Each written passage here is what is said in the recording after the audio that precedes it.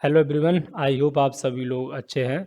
जावा script tutorials की इस series में आज हम ऑब्जेक्ट एक्सेसर्स या गेटर सेटर मेथड के बारे में बात करेंगे।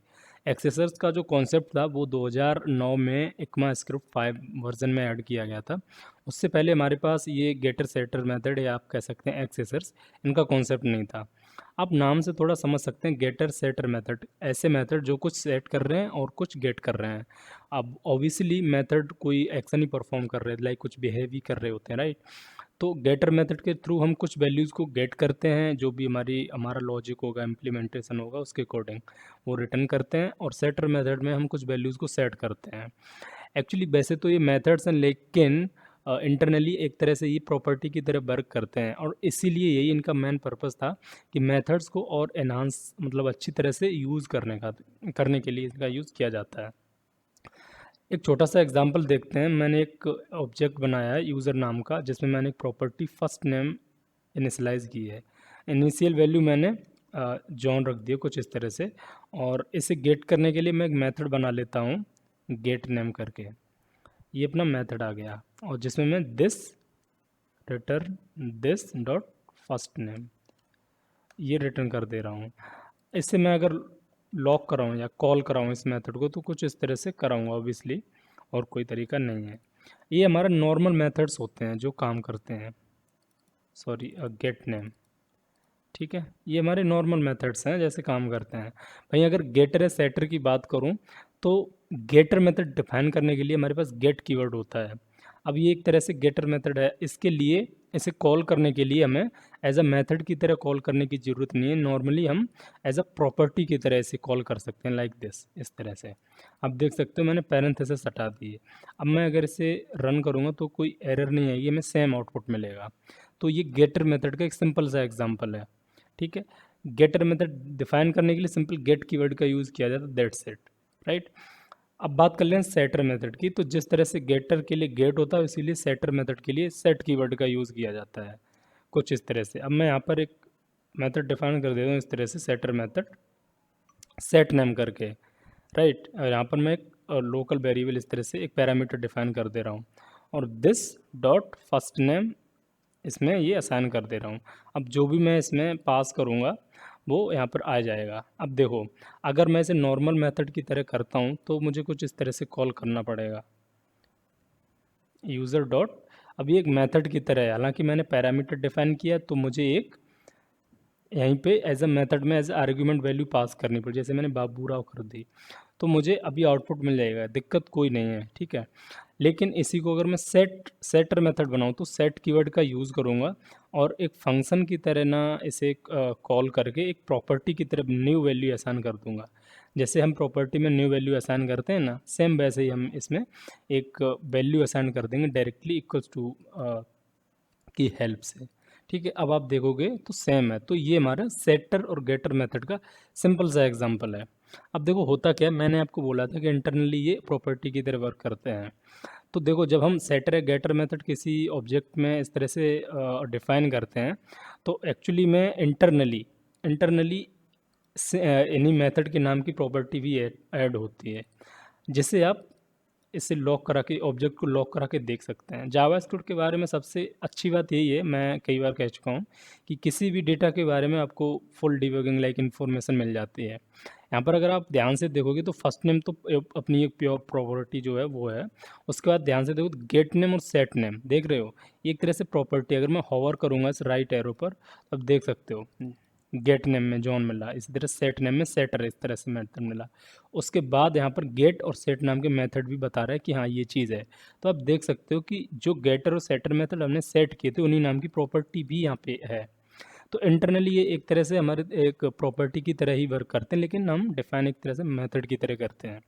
तो आई होप कि आपको जो गेटर सेटर मेथड या एक्सेसर्स होते हैं ऑब्जेक्ट में, वो आपको जो बेसिक वर्किंग है वो अच्छे से समझ आ गई होगी।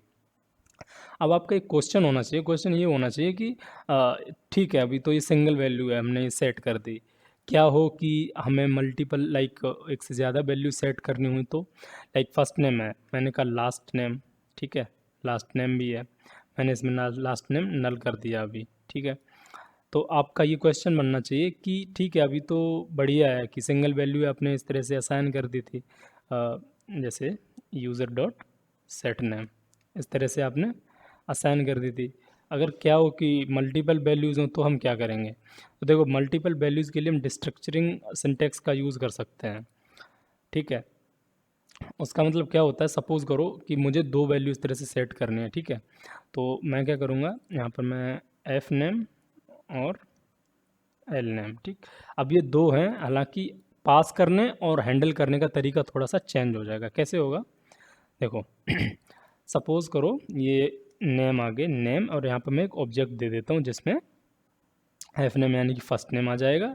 फर्स्ट नेम मैंने दे दिया बाबू, ठीक है, और एल नेम आ गया राव। ये बाबू वो वाला नहीं है, ठीक है, बाबू राव, राइट, इस तरह से आ गया। और इसे मैं इस तरह से असाइन कर दूंगा। अब देखो 2 तरीके हैं इसे हैंडल करने के। अब हालांकि एक ऑब्जेक्ट जा रहा है, तो एक तो तरीका ये है कि ऑब्जेक्ट यहाँ पर इस तरह से हैंडल कर लो, ठीक, और ऑब्जेक्ट डॉट एफ नेम इस तरह से, और एक और हम इस तरह से last name F dot L name, ठीक है। और रिटर्न क्या करेंगे, रिटर्न हम जैसे चाहे, लाइक हम, मैं अगर चाहूँ तो यहीं पे कंसोल करा दे रहा हूँ, ठीक है, यहाँ पे कंसोल करा दे रहा हूँ, यूज़र डॉट फर्स्ट नेम,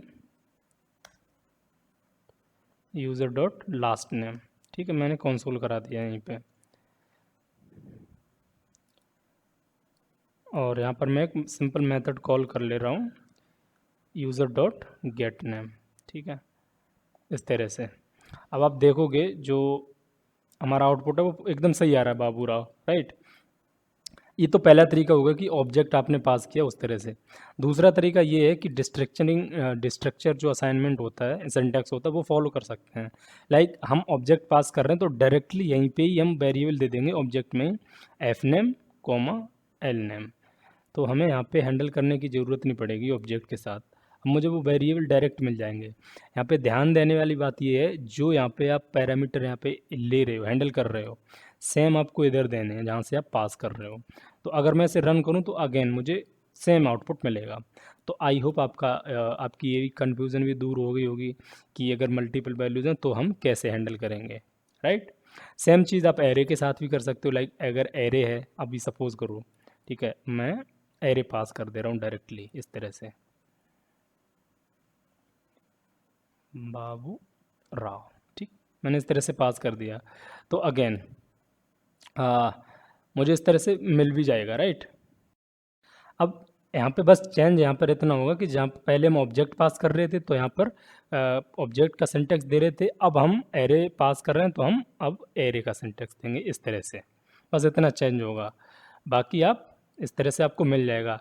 अब देखो ऑब्जेक्ट के साथ जो की थी वो आपको सेम रखनी थी, बट एरे के केस में आपको ऐसा कुछ करना नहीं है। आप यहाँ पर अब ये चेंज कर सकते हो, जैसे मैंने दे दिया एफ एन, ठीक है, और एल नेम है उसे दे दिया एल एन, ठीक। क्योंकि अब की का मैटर नहीं है, क्योंकि ऑब्जेक्ट में की होती है, की वैल्यू इसमें तो होता नहीं है। तो यहाँ पर अपना खेल चलता है ऑर्डर का, लाइक जिस ऑर्डर में आप नाम दोगे वो वैल्यूज़ उस हिसाब से आपको मिल जाएंगी। तो आई होप आपको ये प्रॉब्लम भी सॉल्व हो गई होगी कि मल्टीपल वैल्यूज़ हैं तो एरे या ऑब्जेक्ट के थ्रू कैसे हैंडल करें, राइट। अब बात कर लेते हैं कि ये भी ज़रूरी नहीं है कि जब आप ऑब्जेक्ट डिफाइन कर रहे हों तभी आप गेटर सेटर मेथड सेट करें, राइट। ऐसा भी तो हो सकता है कि आपको बाद में ऐड करने की ज़रूरत पड़ी। तो अपना आंसर है हाँ, ऐसा हो सकता है, कोई बड़ी बात नहीं है, ठीक है। अब कैसे करेंगे वो भी, उसके लिए हमारे पास एक मेथड होता है ऑब्जेक्ट का, वो होता है, क्या होता है, वो होता है डिफाइन प्रॉपर्टी का, ऑब्जेक्ट डॉट डिफाइन प्रॉपर्टी। इसमें 3 आर्ग्यूमेंट एक्चुअली पास होते हैं। पहला होता है कि अपना जो एक्चुअल ऑब्जेक्ट है जिसमें हम ऐड करना चाहते हैं, सेटर है गेटर मेथड वो।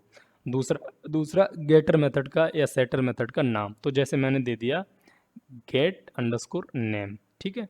और तीसरा एक ऑब्जेक्ट जाता है जिसमें हम एक्चुअली में जो सिंटैक्स अपना होता है मेथड का और जो फुल डेफिनेशन होती है वो मतलब डिफाइन करते हैं कुछ इस तरह से, ठीक है। अब अगेन गेट करेंगे तो कोई वैल्यू पास करेंगे नहीं, मैं रिटर्न कर देना, return this dot first name, ठीक है। ये अपना गेट हो गया। अब यहाँ पे इसे चेक कर लेते हैं, मैं लॉक करा देता हूँ यूज़र डॉट गेट नेम, ठीक है। User dot gate name. तो देखते हैं, तो आपको देख सकते हो जॉन मिल गया, यानी कि डिफाइन प्रॉपर्टी के थ्रू जब हमने ऐड किया गेटर मेथड तो वो काम कर रहा है। अब अगेन ये काम कर रहा है तो अपना सेटर मेथड भी काम करेगा। अब मैं क्या करता हूँ, सेट नेम कर दे रहा हूँ और गेट की जगह सेट कीवर्ड का यूज़ कर ले रहा हूँ। यहाँ पर मुझे एक पैरामीटर डिफाइन करना पड़ेगा और रिटर्न की जगह इस तरह से कर दूंगा। रिटर्न करा सकते हो, लाइक रिटर्न ट्रू करा दो, कोई दिक्कत नहीं है, ठीक है। अब फर्स्ट नेम में वैल्यू सेट हो जाएगी। अब ये भी देख लेते हैं, यूज़र डॉट सेट नेम, अब मैंने इसमें दे दिया राजू, राइट। अब आप देख सकते हैं आपको चेंज्ड वैल्यू मिल जाएगी, पहले जॉन मिला देन राजू मिला, सॉरी, ठीक है। तो आई होप आपको ये जो अपना basic definition, basic working accessors की या गेटर सेटर मेथड की वो आपको अच्छे से समझ आई होगी। इसके साथ साथ आपने ये भी समझा कि डिफाइन प्रॉपर्टी के थ्रू कैसे गेटर सेटर मेथड को डिफाइन लाइक ऐड करते हैं, और मल्टीपल वैल्यूज़ अगर हमें हैंडल करनी हो तो वो कैसे करते हैं। अब देख लेते हैं कि देखो जब हमने ऑब्जेक्ट की शुरुआत ही की थी तब हमने देखा था कि डॉट ऑपरेटर के अलावा भी हम दूसरी तरीके से एक्सेस कर सकते हैं ना। कैसे कर सकते हैं, इस तरह से ब्रैकेट्स में उसका नाम दे के, लाइक जो भी की का नाम है, राइट। और सेम यहाँ पर भी सेम इसी तरह से कर सकते हैं, की का नाम जो भी है, तो ऐसे भी काम करेगा। आपको जैसे अच्छा लगे वैसे एक्सेस कर सकते हैं, कोई आउटपुट में चेंज नहीं आएगा। हालांकि ऑब्जेक्ट है तो ऑब्वियसली डॉट ऑपरेटर थोड़ा स्टैंडर्ड लगता है, फील कराता है और अच्छा भी लगता है देखते हुए कोड, रेदर देन एरे की तरह एक्सेस करने से, राइट। तो मैं भी रिकमेंड करूँगा, वैसे ये आपके ऊपर है आप क्या यूज़ करना चाहते हो, राइट। अब बात कर लेते हैं कि आपको अगर डिलीट करने की ज़रूरत पड़ी तो, ठीक है। तो उसके लिए अगेन जैसे हम प्रॉपर्टीज़ डिलीट करते थे ना, उसी तरह से हम यहाँ भी डिलीट कर सकते हैं। एग्जाम्पल के लिए मैं पहले लॉक करा देता हूँ यूज़र ऑब्जेक्ट को, ठीक। अब मैं डिलीट कर देता हूँ यूज़र डॉट सेट नेम, ठीक। अगेन लॉक कराता हूँ, अगेन लॉक करा देता हूँ यूज़र ऑब्जेक्ट को। अभी डिलीट इसलिए नहीं हुआ क्योंकि हमने जो गेटर और सेटर मेथड सेट किए थे वो डायनामिकली नीड के अकॉर्डिंग बाद में किए थे, इसीलिए आप देख सकते हैं गेटर और setter method as it is है। बट यही चीज़ अगर हम डायरेक्टली जब हमने ऑब्जेक्ट को डिफाइन किया था वहाँ पर इस तरह से कर देते हैं, गेट नेम और सेटर मेथड को भी मैं यहाँ पर इस तरह से लिख दे रहा हूँ। यहाँ पर अगर मैं ऐड कर दूँ सेट नेम, ठीक है, तो आप देखोगे कि यहाँ पर मैंने सेट नेम को डिलीट किया है, लाइक चाहे कैसे भी कर दो, चाहे डॉट ऑपरेटर के थ्रू कर दो या इस तरह से की को ब्रैकेट्स में लेके। तो अगर आप अब आप देखोगे तो फर्स्ट नेम, गेट नेम और सेट नेम इस तरह से आपको दिख रहा है। वहीं जब हमने दूसरी बार इसे लॉक किया डिलीट करने के बाद तो फर्स्ट नेम और गेट नेम है, हमारा सेट नेम नहीं है, यहाँ पर आप देख सकते हो, ठीक है। तो इस तरह से भी डिलीट कर सकते हो या डॉट ऑपरेटर के थ्रू आपका मन करे तो वैसे भी कर सकते हो, कुछ इस तरह से, ठीक है। दोनों ही सेम आउटपुट देंगे, बस डिफरेंस ये है कि अगर आपने बाद में ऐड किए वो ऐड नहीं होंगे डायनामिकली, ठीक है। इसी तरह से अगर मैं गेट नेम को डिलीट करना चाहूँ तो उसे भी कर सकता हूँ, ठीक। अब आप देख सकते हो कि पहले हमें दोनों चीज़ें मिल रही थी बट बाद में हमें सिर्फ प्रॉपर्टी मिली फर्स्ट नेम, राइट। तो आई होप आपको ये चीज़ समझ आ गई होगी। अब आपका एक फाइनल क्वेश्चन भी बच सकता है कि एक्चुअली में फिर मेन एडवांटेज क्या है। तो देखो मेन एडवांटेज तो ये है कि अपना जो कोड है इम्प्लीमेंटेशन है वो इजी और अंडरस्टैंडेबल लगता है रेदर देन फंक्शन को, क्योंकि सेटर और गेटर मेथड के थ्रू आपको कॉल करने में, वैल्यू को असाइन करने में, सेट करने में कोई दिक्कत नहीं होती, क्योंकि जो सिंटैक्स है वो इजी टू यूज़ रहता है, मैनेज करने में आसानी होती है। दूसरी चीज़ होती है इसे डेटा सिक्योरिटी की वजह से भी इसका यूज़ करते हैं, राइट, गेट और सेट करने के लिए। तो ये कुछ चीज़ें थी एक्सेसर्स के बारे में एंड आई होप आपको अच्छे से समझ आई होंगी। स्टिल कोई कन्फ्यूज़न रह गई हो तो नीचे कमेंट बॉक्स में पोस्ट कर दो, मैं से जल्दी रिस्पॉन्ड देने का ट्राई करूँगा। बाकी वीडियो अच्छा लगा तो लाइक कर दो, चैनल पे नए हो तो सब्सक्राइब कर दो, मिलते हैं नेक्स्ट वीडियो में। Thank you very much.